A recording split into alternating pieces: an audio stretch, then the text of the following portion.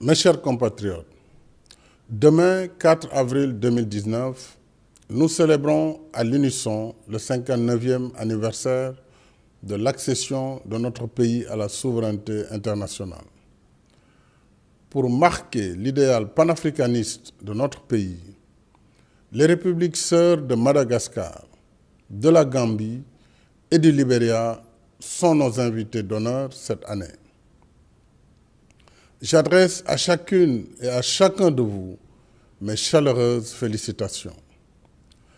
À vous, chers anciens combattants, je redis notre respect et notre affection. Votre courage et les sacrifices immenses que vous avez consentis pour la défense du monde libre resteront à jamais gravés dans nos cœurs et nos esprits. Comme toujours, votre participation attendue au défilé de demain ajoutera à la solennité de l'événement toute sa charge émotionnelle. La fête du 4 avril est un devoir de mémoire qui nous rappelle le souvenir douloureux de la domination coloniale. Elle nous exhorte aussi et surtout au dépassement qui nous libère du poids du passé pour gagner la bataille du développement. Le développement est désormais le nouveau sens de l'indépendance, parce que l'étendue de notre liberté et de notre indépendance dépend de notre réussite dans l'effort de développement. Le désir de liberté et d'indépendance, nous devons aussi le maintenir vivace dans le cœur et l'esprit de nos enfants, bâtisseurs du Sénégal de demain. C'est pourquoi, chers jeunes, le 4 avril est également votre fête. Elle doit exalter en chacun de vous l'amour de la patrie, l'endurance dans l'effort, le culte de l'excellence dans le travail et la conscience de vos responsabilités futures dans la conduite des affaires de la nation. Mais votre rendez-vous avec l'avenir commence dès aujourd'hui par la construction citoyenne au sein de la famille. Et le premier acte citoyen, la clé qui ouvre les portes de la réussite, c'est l'amour et le respect des parents. Les parents méritent affection et respect parce qu'ils sont les héros de tous les temps. Ce sont eux qui offrent le toit, qui nourrissent, éduquent et soignent. Ils se privent de tout pour votre réussite. L'État, pour sa part, continuera de vous soutenir. C'est tout le sens de nos investissements dans l'éducation, la formation et l'emploi. C'est aussi le sens des mesures que j'ai annoncées hier lors de ma prestation de serment en faisant de la jeunesse une priorité essentielle de mon mandat. Demain, nos forces de défense et de sécurité, fidèles à une tradition bien établie, seront aussi à l'honneur. À vous, officiers, sous-officiers et militaires du rang, je renouvelle ma confiance. Je vous redis ma fierté et celle de la nation. Vous pouvez toujours compter sur mon soutien dans la conduite de vos missions au service de la nation et du maintien de la paix et de la sécurité internationale. Ainsi, les mesures déjà engagées afin de renforcer les moyens opérationnels des forces de défense et de sécurité et revaloriser la condition militaire seront poursuivies. En tout temps et en tout lieu, je vous engage à vous inspirer des règles de conduite du Djambar. Vous connaissez ces règles. C'est le respect strict des lois et règlements en vigueur, l'obéissance au commandement, l'obligation de réserve, le courage et la disponibilité à l'appel du devoir. Les valeurs que voilà renvoient au thème retenu cette année pour la fête de l'indépendance. Forces de défense et de sécurité un exemple dans l'éducation à la citoyenneté et à l'unité nationale.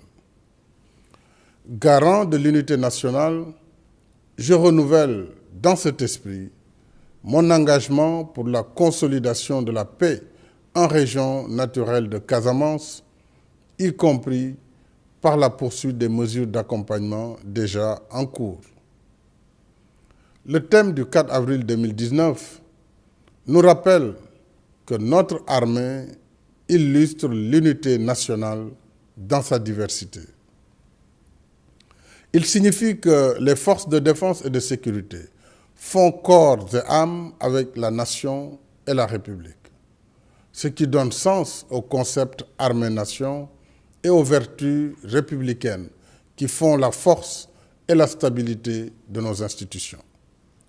Mes chers compatriotes, en tant que citoyens, le thème de la fête de l'indépendance nous interpelle dans nos consciences et nos attitudes à l'égard des valeurs civiques qui soutiennent l'État et la nation. Dans une société démocratique comme la nôtre, les droits et libertés individuelles et collectifs, consacrés par la Constitution, sont partie intégrante de la citoyenneté. Il est juste et légitime qu'ils soient exercés sans entrave indue. Mais la citoyenneté n'est pas que droits et libertés. Elle est aussi devoir et responsabilité. Une citoyenneté intégrale et assumée veut que le citoyen soit à la fois libre et responsable de ses actes. Il n'y a pas de liberté sans responsabilité. C'est l'essence même du contrat social qui fonde le vivre ensemble dans un état de droit. Or, aujourd'hui, la citoyenneté est mise à mal à bien des égards. Elle est mise à mal quand l'honneur et la dignité des personnes innocentes sont mis à rude épreuve par la désinformation, érigée en instrument de manipulation des consciences et de discorde sociale. Quand l'espace public est occupé, sans titre ni droit, au risque de poser de graves problèmes d'encombrement, d'insalubrité et de sécurité publique.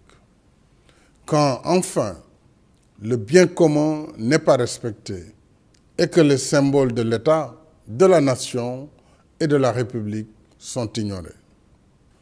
Nous ne pouvons, mes chers compatriotes, nous résigner face à cette situation. C'est dans cet esprit que j'ai institué, dès ma prise de fonction en 2012, la cérémonie de levée des couleurs nationales au Palais de la République le premier lundi de chaque mois. Je me réjouis de constater que ce cérémonial citoyen est observé sur l'ensemble du territoire national. De même, depuis 2012, en collaboration avec l'État-major général des armées, l'École nationale d'administration, qui forme une bonne partie de notre élite administrative, dispense à ses élèves l'instruction militaire, dite formation initiale commune de base, afin de mieux les préparer à l'exercice de leur future mission de service public. Ensemble, dans un effort national, nous devons poursuivre la promotion des valeurs citoyennes, car l'esprit citoyen ne peut se construire par la seule action publique. Il s'acquiert surtout dans une démarche d'autorégulation où chaque citoyen se soumet volontiers aux exigences de l'intérêt général. C'est ainsi que la conscience citoyenne s'élève en discipline nationale qui conforte le vivre ensemble et accélère le processus de développement. L'expérience montre en effet que la discipline individuelle et collective est un facteur de compétitivité et de croissance économique. Ce soir, mes chers compatriotes, je voudrais aussi saluer la publication prochaine des 5 premiers volumes de l'histoire générale du Sénégal, des origines à nos jours. Cette œuvre monumentale de 25 volumes sur laquelle travaille depuis plusieurs années une équipe pluridisciplinaire d'éminents historiens et chercheurs sénégalais est la première du genre pour notre pays. Elle vient à son heure parce que l'âme des peuples, ce qui fait leur force et leur grandeur, s'incarne dans leur histoire. N'oublions jamais que l'asservissement des peuples par l'esclavage et la colonisation a toujours reposé sur la négation absolue de leur histoire, de leur culture et de leur civilisation. Ainsi, en faisant le récit authentique de notre passé, nous restaurons à la fois notre histoire et notre patrimoine culturel et civilisationnel.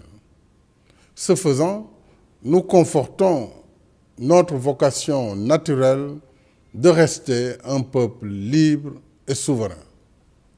Tel est le sens premier de la fête de l'indépendance. Vive la République, vive le Sénégal. Bonsoir et bonne fête de l'indépendance.